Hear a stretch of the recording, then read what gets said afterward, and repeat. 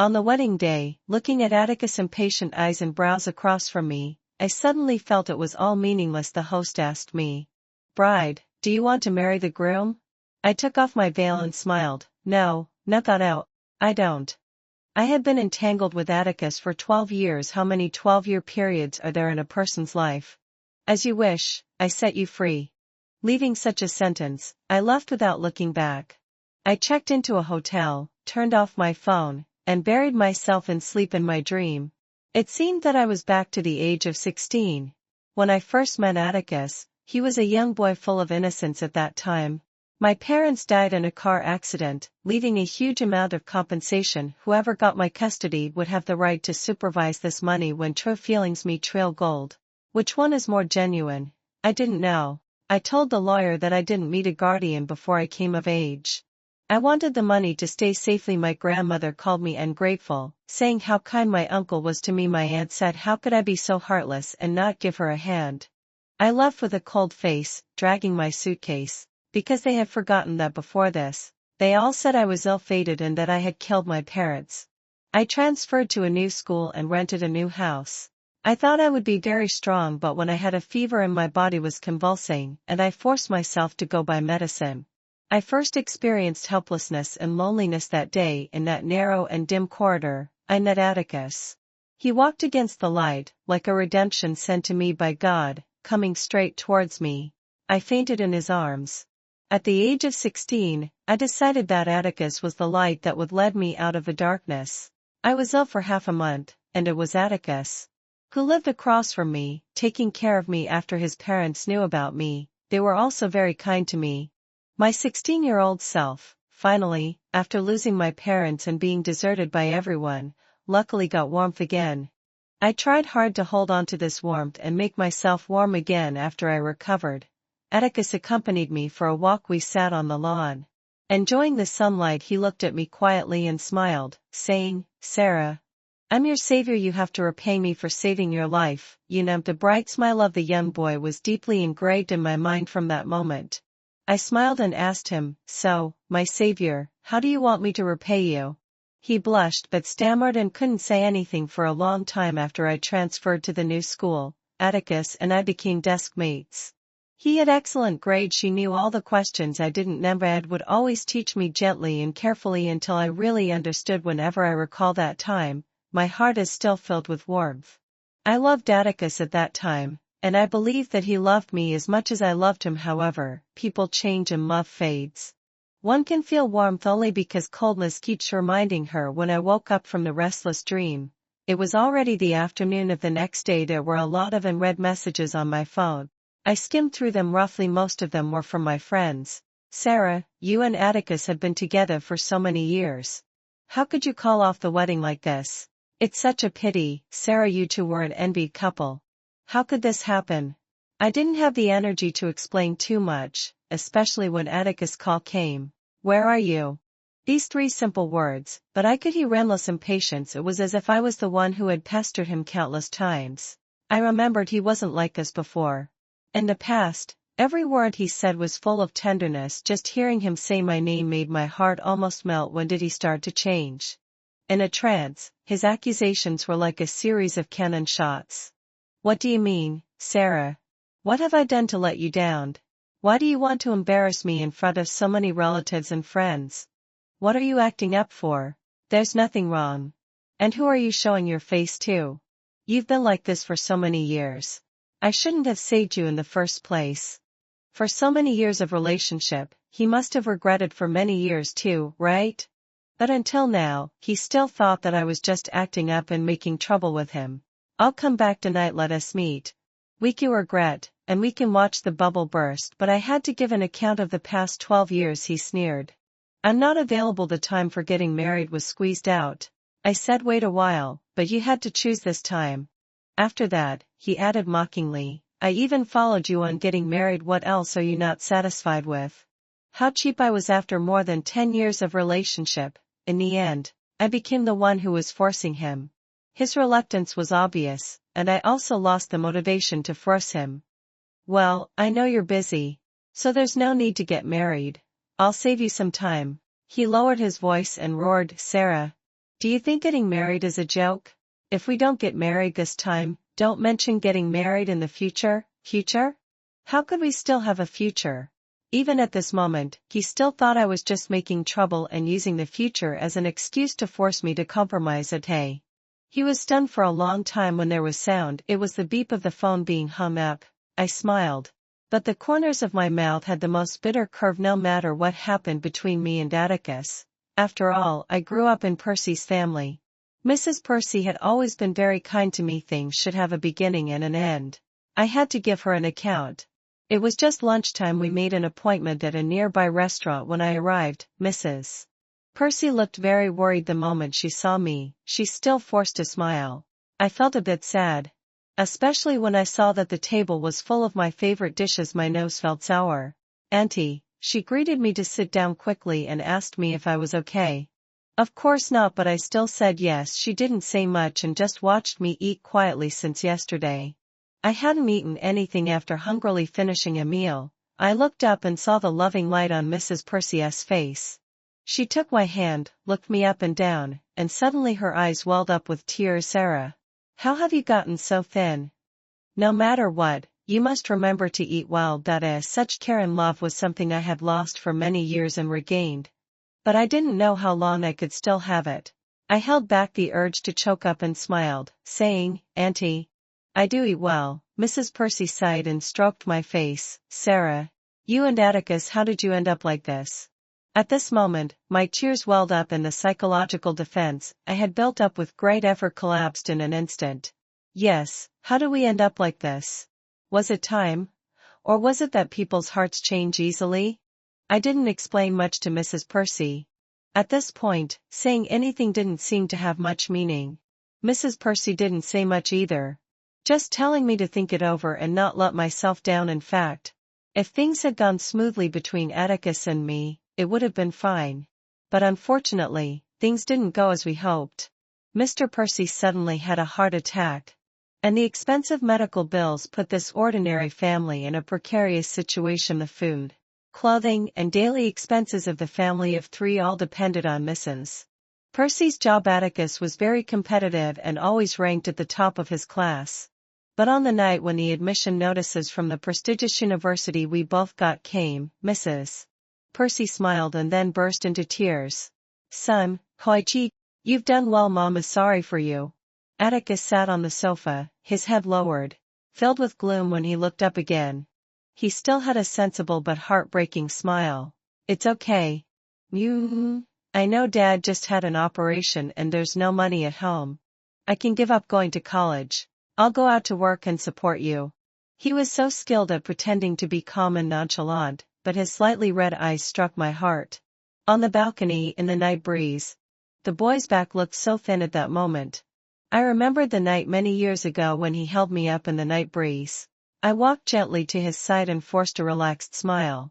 I'm a little rich girl, Savior. Do you want me to repay you? He was stunned for a second, and his face darkened. Sarah, how could I use your money? Absolutely not. At that time, I didn't understand. We clearly loved each other, so why didn't he want to accept my help? That was our first quarrel until the moon rose high. Our lips were trembling slightly in the cold air. I gave in. I just thought he was carefully protecting his dignity. In fact, between his pride and me, he had already made a choice. However, going to school was a must. I worked part-time with Atticus to earn money at first. He worked as a tutor because of his excellent college entrance examination results. There were quite a few parents who were willing to hire him soon. He took on more and more jobs, and of course, some people became jealous after a child falsely accused him of child abuse while crying. No one was willing to hire him anymore. The frustrated boy clenched the teaching plan in his hand, and it seemed as if the whole world was separating him. I patted him on the shoulder. It's okay, let us deliver food together. If that doesn't work, we can even hand out flyers. He hugged me. The faint jasmine fragrance had disappeared for a long time, but I still remember it to this day. I'm sorry, Sarah. Throughout the summer, the ruthless sun and the sweat on our heads didn't make me feel too sad. On the contrary, the future the boy promised me that summer made me believe it wholeheartedly. At that time, we never thought that such sincere and passionate love would eventually fade away in the long river of time. I wandered alone on the street, aimlessly and meaninglessly. My phone kept ringing when I opened it. I saw that the alumni in the campus group were discussing Atticus and me. There were many voices of discussion. But the meaning was almost the same: what happened to the golden couple of Atticus and me? Since I was also in the group, everyone's speculation couldn't go too far. But I didn't expect that the senior actually called out Atticus directly and said, "Some men are useless. Not only are they good for nothing themselves, but they also don't allow others to be better than them." In an instant, the group fell silent. Even though it was a virtual online world, I could feel the awkward chill. Atticus, of course, wouldn't reply to the senior. The alumni group became quiet again.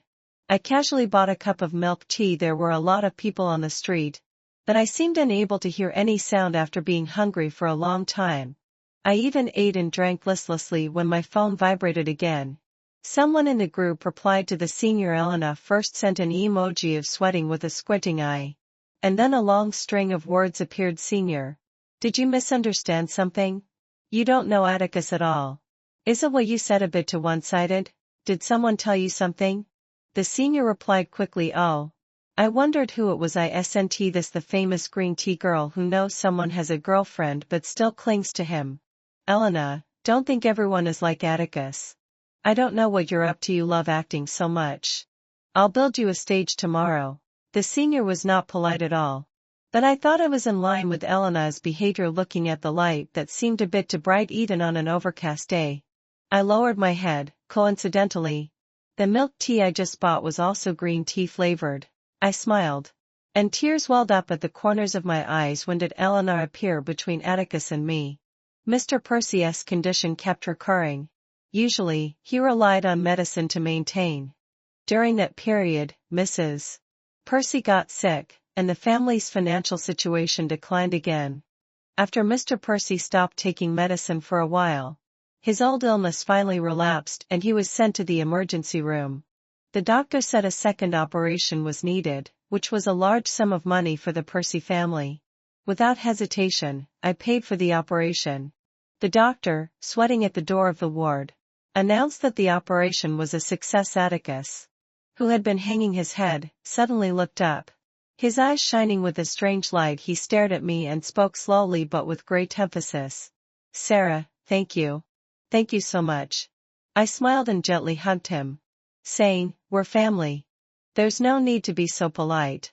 His arms tightened, as if he wanted to crush me into his body. I don't know how long it passed.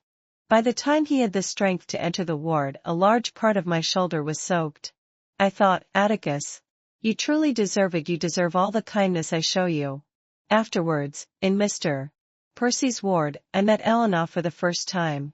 She had a fluffy ball-shaped hairstyle, and when she smiled, two deep dimples appeared. She placed the fruits and milk on the table and asked Mr. Percy affectionately, "Uncle, hi, thought I would tea. Are you feeling better?" In his confusion, Mr. Percy was introduced by Atticus. "This is Elena, a junior who studies the project with me." Mrs. Percy frowned and sized up Elena subtly. The seemingly oblivious Elena quickly ran to Mrs. Percy's side, still wearing that innocent, sweet, and enthusiastic smile. "Hello, Auntie O. I brought some soup my mom made for Uncle. It's good for patients." Atticus also smiled. "Yeah. Auntie is really good at cooking." Elena's eyes turned to Atticus, and a kind of intense and blatant affection was almost palpable. I could feel that she liked Atticus, and it was the kind of like that she had to have him. Elena stayed in the ward for more than 20 minutes and then left. I went out to ask the doctor about Mr. Percy's condition.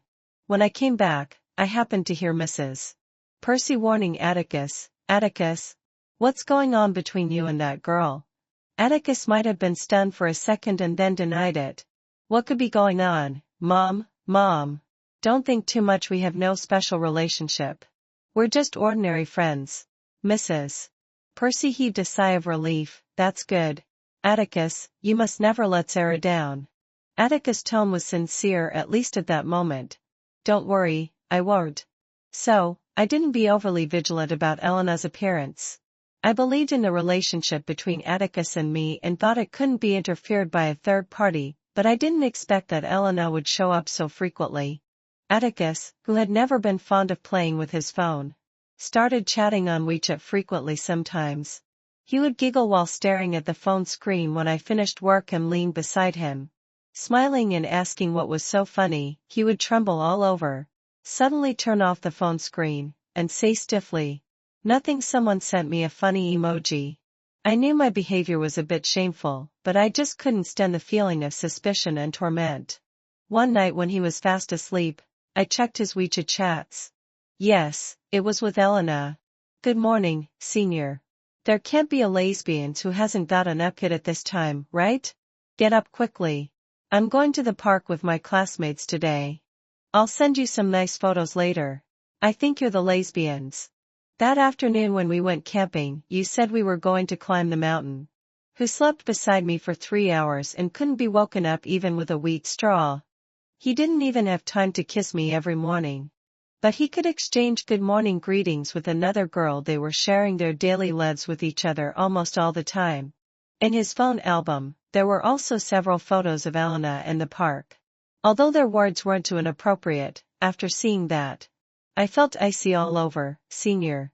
I really want to eat green pepper steak. Didn't you say you're good at making this dish last time? You're so amazing, I can't cook it at all." Atticus sent a proud emoji, and Elena sent a pitiful one in return. "Then can I have green pepper steak for lunch tomorrow?" "Sure, I'll make you a big portion on tea. Get us to machuque from overeating then." Elena sent an honest and simple-minded smile emoji. "It doesn't matter if I do. Last time I sprained my ankle, didn't you send me to the hospital?" Atticus sent an emoji meaning troublemaker back after reading all this.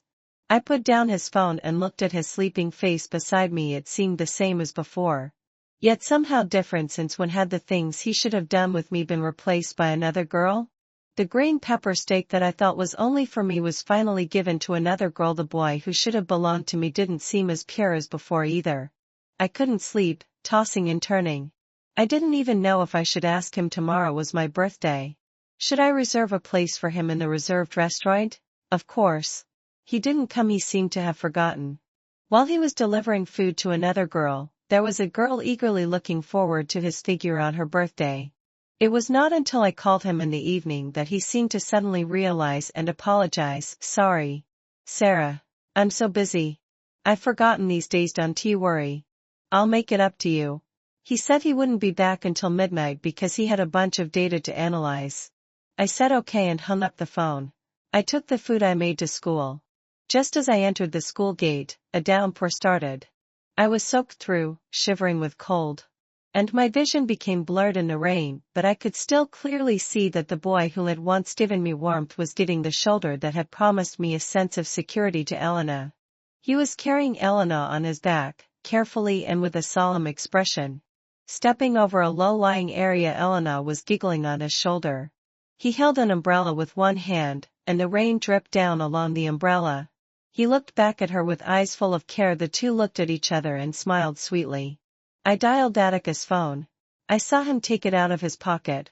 And then Elena snatched it and hung up. The phone dropped to the ground, along with the food I had made. I began to question our 12-year relationship. It didn't seem as indestructible as I had imagined. Instead, it seemed to be full of flaws from the very beginning. I remember that the rain that night was so heavy that I can still recall the icy coldness to this day. Just like now, a drizzle is falling from the sky again. I couldn't help but laugh bitterly. God still isn't fair to me. Why does it always hit me hard when I'm already sad? I threw away the milk tea and turned around. Icar pulled up beside me. Atticus opened the car door, holding a card in his hand with a sullen face and full of anger. He flung the card at my feet. "Sarah, is this the card you gave to my mom? What do you mean? Is this a breakup fee?" I glanced at it. It was indeed the one I had just given to Mrs. Percy. I nodded before I could say a word. Atticus suddenly grabbed my wrist tightly. "Do you think you can solve everything with money? Once, I was his Sarah. Now, I'm just a Sarah addressed by name like anyone else.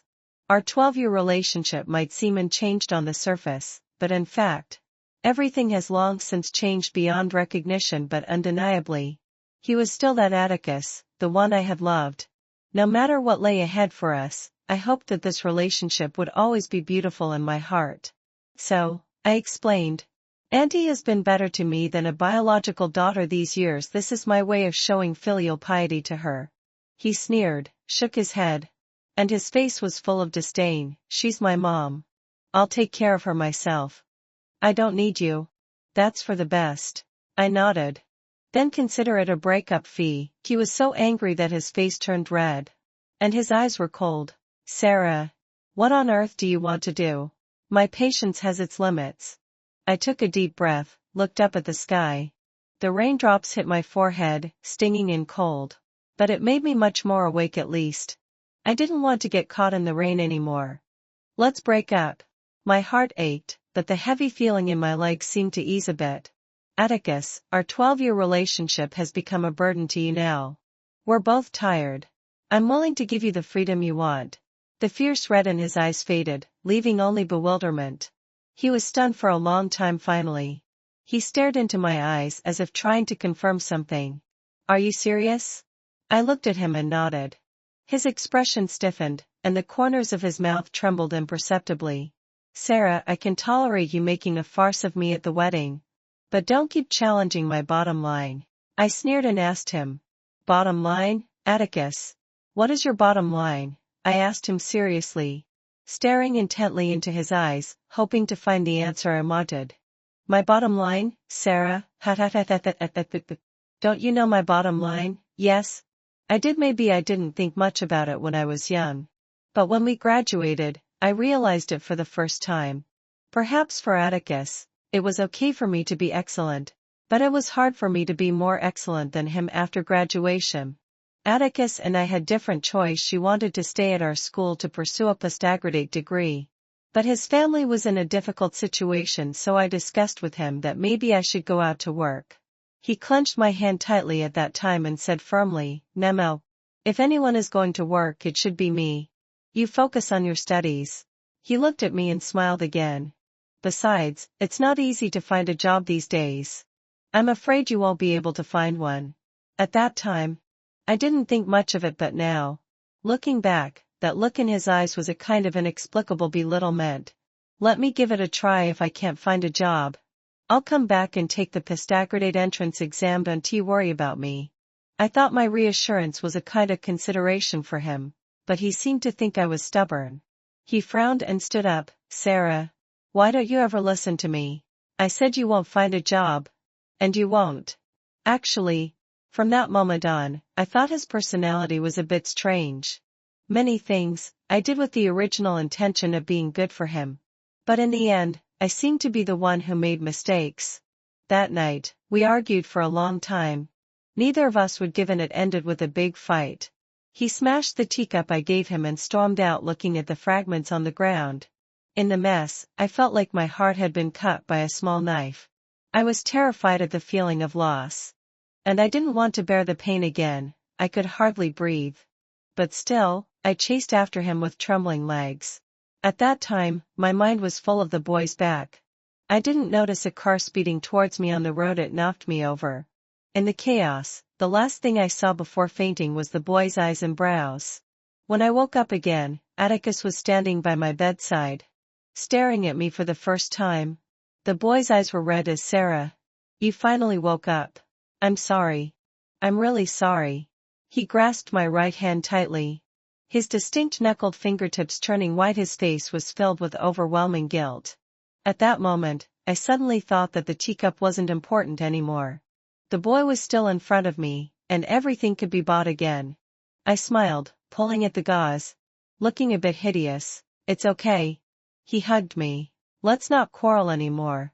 Okay, Sarah, you really don't know how worried I was about you. At that time, in the warmth, I had a stupid thought.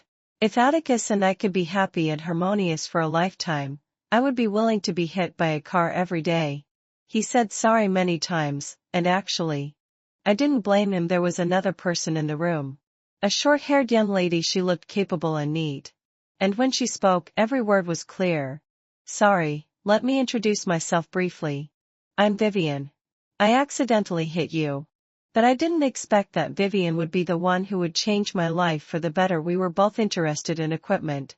And she invited me to start a business with her. She presented a flawless plan regarding the development prospects and direction. I was quite tempted. I told Atticus. And he smiled and said, starting a business?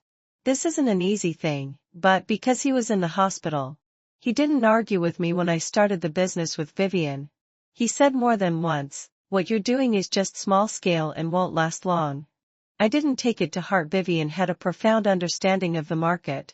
And I was relatively good at taking action. The days of starting a business weren't as smooth as we had imagined. Sometimes, we didn't sleep for 2 days just to revise one page of the plan. Fortunately, our efforts paid off. We gradually improved, and up to now, our business has been getting better and better, and we've gained a foothold in City A. Atticus stopped discouraging me, but looking back now, it seems that from that time on, we started talking less and less. Leaving silently had somehow replaced the morning kiss. The green pepper steak had long turned into the leftover food he casually brought back. Even while we were lying in bed at night, he always turned his back to me. He said, I have a lot of academic research recently. I'm quite busy. I was busy too at that time. So busy that I didn't have time to care about these things, so busy that I didn't notice the boy beside me was gradually drifting away. But if I became mediocre, would Atticus really come back to me and be devoted to me? I didn't dare to that. I used to love him deeply. But I always think about the worst case scenario. If I took his love as the meaning of my life, then if he stopped loving me, would I have to die? I couldn't do that. Atticus. It doesn't matter anymore. I don't care about you anymore. So I'm not willing to consider your bottom line or your male pride, Sarah. It's been 12 years. Everyone knows we can't be separated. What are you making a fuss about? Do you think this is necessary? You're just making me dislike you more. Listen. Dislike? Why would someone want to spend a lifetime with someone they dislike? Does Elena know? Who? Atticus was taken aback. Why are you bringing her up? What does she have to do with this? Everyone knows we can't be separated. So, does Elena know? Atticus seemed to have been hit where it hurt. Sarah. Don't bring in irrelevant people. If you want to break up, fine, just don't regret it. I shook my head and said softly, I won't. After being together for so many years, you should know what kind of person I am. I never regret what I do. He got into the car, slammed the door hard, and drove away. Mud splashed all over me. Look, the person I loved didn't even have the courage to admit his wandering heart in the relationship. I should have let go earlier. I moved out and bought a medium-sized house. The surroundings were very quiet after my senior knew about our situation. She offered to bring her friends over to warm my new house. Afraid that I'd be sad and do something stupid, she also brought some drinks. I cooked several dishes, and we sat around the dining table. At first, no one was so tactless as to mention Atticus and me, but later, they gradually realized that after ending this 12-year relationship, I wasn't as sad as they had expected. Yeah, even I didn't expect that after losing Atticus, I only felt a dull pain in some lonely moments when I thought of him.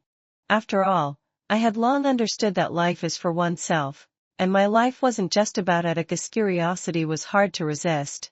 Some classmates couldn't help asking me, why did you break up with Atticus? I thought you had a great relationship. My answer was simple and precise. Probably we just fell out of love. We were both tired. The atmosphere became quiet, and everyone's expressions were rather ambiguous. But that was indeed the truth. Love isn't just being unrestrained, it's more of a responsibility. In love, we can get tired. But we shouldn't be distracted. The person who was half-hearted in love wasn't the one I wanted for my future. With the company of my classmates, my mood was indeed much better than before. Plus, I was really busy with business, and soon, I got used to living alone. But Atticus didn't seem to get used to it. He showed up at my doorstep, with sunken eye sockets, a few scattered stubbles, and he had lost quite a bit of weight. Atticus was always high-spirited. I had never seen him look so decadent. He smiled at me, a bright and sunny smile. But it always had a bit of something off, which made me feel uncomfortable. I felt like he was ruining the beautiful things in my memory. Sarah. I'm free recently. How about we find a day to reserve a restaurant and hold the wedding again? don't worry. I've already explained to our relatives and friends about what happened last time. They won't say anything. His tone was a bit pleading and my chest felt tight, but I knew we could never go back. Just like now, even though he softly called me Sarah, I still remembered the time when he shouted Sarah with blood-red eyes, gritting his teeth. No need, Atticus. I've already set you free. Our past was beautiful. Let the beauty stay in our memories. No one is indispensable to the other. Let us embrace our respective futures. Isn't that good? His eyes were red, and he said softly, Sarah, what exactly happened? What went wrong between us? Why did it end up like this? Yeah, why? You should ask yourself. Atticus, please leave. He grabbed my hand and shook his head. I won't leave, Sarah. Have you forgotten our initial agreement? We promised to buy a big villa, have 2 children, and live a happy life together. The initial agreement was indeed beautiful, but someone took the lead in breaking the balance between us. I'm not as strong as I seem, to be honest. I'm a bit of a clean freak when it comes to relationships. Once I sense that someone or something doesn't belong to me, I'll wipe away my mark on it. Yes, I bought the villa, and I've treated your parents well. I fulfilled the promise, but what about you? He stood there, stunned, unable to say a word. I stared into his eyes. Do you still love me? Of course I do. I sneered. But do you only love me? He hesitated, looking guilty. And didn't answer, but the answer was obvious, wasn't it? I sighed. Atticus, I don't want to make things too ugly between us. I used to love you deeply, and I believe you loved me too. But now, let's let go. He left, hanging his head. The boy's back was still thin, but I no longer had the same passion as before. I couldn't warm him up. Mrs. Percy called me and invited me to their house for dinner. Coincidentally, I had lived in their house for many years and there were still some things I hadn't taken away when I arrived. Besides the 3-member family, there were quite a few close relatives at the dinner table. The relatives all took on the role of mediators, chattering one after another. Sarah, my girl, your uncle has thought highly of you since you were a kid. Now you've grown up to be such a graceful young woman, and you have a good job. It's time to think seriously about your life's major event, isn't it? Yeah, your auntie remembers that you and Atticus have always had a good relationship. Atticus said it was his fault last time as women. All we want in this life is a good home. Don't be too hard on men. No matter how good your job is, it's not as good as finding a good husband. Atticus is also an outstanding young man. You've been together for more than 10 years. How can you just break up like this? You're not kids anymore. Don't be so naive, okay? Mrs. Percy also took my hand, sighing and saying, it's all Atticus's fault. My dear, if you're unhappy about anything, just take it out on him. He won't say anything, but Auntie feels sorry for you. I know Atticus still loves you. Human nature really is about seeking benefits and avoiding harms. No matter how much she regarded me as her own daughter, after all, she's Atticus's mother. And as for what those relatives of the Percy family said, what did it have to do with me? I had already made up my mind to cut things off completely. Picked up the wine glass and toasted everyone one by one. Thank you all for your care over the years. You may not know much about what happened between Atticus and me. I'm not a child anymore. I can make my own judgments about things. I'll be going to work in another city in a while. Please take care of yourselves. The relatives looked at each other, a bit embarrassed. My aunt frowned at me and puffed lightly. You're such a stubborn girl. Atticus has been with you since he was a teenager. He has been wasted by you for so many years. Now that you've become successful, you don't want Atticus anymore. Where can we go to reason? My uncle echoed. Yeah, Atticus even saved your life back then. How can you be so ungrateful? I sneered and looked at Atticus. Atticus looked back at me and sighed. Sarah, can you really bear to give up our 12-year relationship? I laughed, raising my eyebrows at my aunt. Dating is a matter between 2 people, isn't it?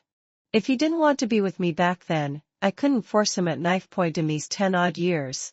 As Atticus was wasted, wasn't I? You're a woman too. How can you think that a woman's youth is less valuable than a man's? Also, I achieved my success through my own efforts. As Atticus, did he contribute anything? My aunt's face turned green, and she blushed, unable to say a word. I turned to look at my uncle, frowning. Yes, Atticus once saved my life, but I also saved Mr. Percy, even parents who gave a child life can't demand that the child spends his whole life repaying the favor. I've shown filial piety to uncle and auntie, and I'd been with Atticus for so many years. Always thinking about him. I have a clear conscience. My uncle's face didn't look any better than my aunt's. Finally, I coldly swept my eyes towards Atticus. Atticus, before asking me if I can give up our more than 10-year relationship, ask yourself first. Didn't you abandon me first? His eyes started to dodge. When I was buying the house, you said you had a research project. When I was decorating, you said you had an academic conference. When I was buying furniture, you were still busy. Do you know that was our promise, not just mine? After everything was done, you came to take a quick look and said in a sarcastic tone, "Sarah, you're really rich." Atticus blushed. I asked him, "Don't you remember?" Atticus shook his head and explained in a hurry, "No, I just said it casually." I stood up and questioned him. "What were you doing on my birthday? What were you doing when I was setting the wedding date? And what were you doing when I was choosing wedding supplies?" Atticus's eyes darted around, but he couldn't say a word. I sneered and took out the photos. Let me tell you. The first photo showed Elena sitting next to him, holding a lunchbox while he held chopsticks and fed her green pepper steak. On my birthday, you made my favorite green pepper steak and fed it to another girl. The second photo showed Elena holding his arm, looking up at him with an adoring gaze while he looked pleased. On the day of setting the wedding date, you, who should have been at the academic conference, had a wonderful time with Elena in the suburban park. The third photo showed Elena and him hugging each other, both with their eyes closed, smiling happily and brightly. Brightly. When I was choosing wedding supplies, you left your fiancé behind and went to the amusement park with another girl, if I remember correctly. She kissed you on the Ferris wheel, and you didn't reject her. The relatives dared not say anything, Mr. and Mrs. Percy stared at Atticus with furious expressions. I also looked at him. "Is this what you call loving me?" He was extremely embarrassed but still forced himself to say, "You actually spied on me?" "Spy?" I sneered. "I was so busy at that time, and no one was there to share the burden with me. When would I have the time to spy on you?" "These are the photos from Elena's moments where you went and what you did." She wrote it all clearly. Why did Elena do this? It was simple. She wanted me to know Elena was a real green tea type, but Atticus couldn't resist the test either. As the saying goes, a fly doesn't alight on a seamless egg. Atticus opened his mouth and finally only uttered a simple syllable. "Ah." I shook my head. "Atticus, at first, I wanted to say some dignity for you. Not because I still loved you. I just didn't want the beautiful memories in my mind to be flawed. What I cherished wasn't you, but those 12-year-long feelings." Atticus was at a loss finally. He said dryly, "Sarah, listen to me. I have no disloyalty towards you." I waved my hand to interrupt him. "Okay, there's no need to say more. It's not necessary, and it doesn't matter. That's it." I turned around to get my bag and suddenly heard a crushed sound. I looked back and saw a slap mark on Atticus's face. Mrs. Percy was burning with anger. "How could you treat Sarah like this? I brought you up with so much painstaking effort. How could I have raised such an unfaithful, unjust, and shameless wretch like you?" It was obvious that Mrs. Percy was really angry. Atticus lowered his head and didn't dare to say a word. Mrs. Percy scolded for a long time. Finally, she turned back, crying and grabbing my hand. "Sarah, don't be like this. He's wrong. He's really wrong. If he weren't my own son, I'd really want to beat him to death." I hugged Mrs. Percy. "The thing has happened, Auntie. It has nothing to do with you." Mrs. Percy wiped her tears and stared at me. "My child. Forgive Atticus. You've helped our family a lot. I really don't want to hurt you like this day. And I promise Atticus will treat you well in the future." She glared at Atticus, and he quickly came over to apologize. I pushed him away. "Auntie, Atticus and I are impossible. Thank you for your care over the years. If there's anything I can help with in the future, just call me. I won't change my number." After that I went to pack my things. Atticus chased me to my room, grabbed my arm, and his face was full of repentance. "Sarah, I know I was wrong. Don't leave me. I promise you, I'll never do this again. I don't like Elena. Please believe me, okay?" He took out his phone and deleted Elena's WeChat in front of me. and blocked her member as well. He said sincerely, I only love you. From the age of 16 until now, more than 10-year relationship with Atticus, he might not really like Elena. But couldn't he really see what Elena was doing? Didn't he know that his flirting with Elena was hurting me? He knew he was addicted to Elena's adoration to maintain his self-esteem. From the moment he chose that ambiguous relationship, all his subsequent awakenings were worthless to me. His indulgence, his momentary distraction, and his knowing that it would hurt me but still doing it. Between us, we could never go back. Forget it. Atticus. I said I never regret what I do, and I won't take back what I said. After packing my things, I said goodbye to Mrs. Percy. Most of the relatives had left in the empty living room. Mrs. Percy was sobbing uncontrollably and almost knelt down. Fortunately, I caught her. My child, without you your uncle would have died long ago, and our family wouldn't have such a good life. It's all Atticus's fault. Please forgive Atticus, okay? It's like I'm begging you. I wiped away her tears and said gently, Auntie, neither you nor the Percy family owe me anything. The warmth you gave me, I'll never forget in my life. I left the Percy family with my things. As the door closed, my tears fell. From now on, Sarah, you're alone again.